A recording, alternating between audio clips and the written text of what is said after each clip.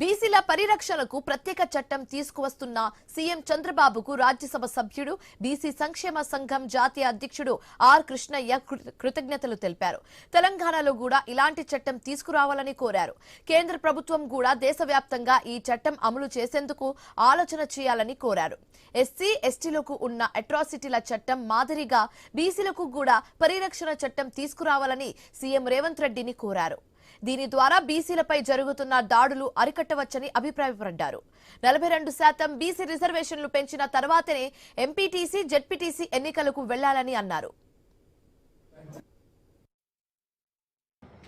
ఈ చట్టం రావడం ద్వారా బీసీ కులాలు ఉన్న చాలా కులాలు ఎన్ని కులాలు సాకలి మనగలు బుడ్బుక్కల వంశీరాజు కులం పేరు చెప్పడానికి వీళ్ళని కులాలు బీసీ జాతులు ఉన్నాయి, సంచార జాతులు ఉన్నాయి, మిచ్చాతుల జాతులు ఉన్నాయి, త్రికోణ జాతులు ఉన్న కులాలు ఉన్నాయి.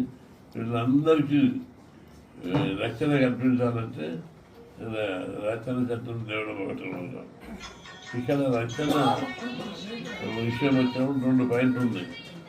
ఒకటి రాష్ట్ర ప్రభుత్వము చర్యలు తీసుకుంటుంది.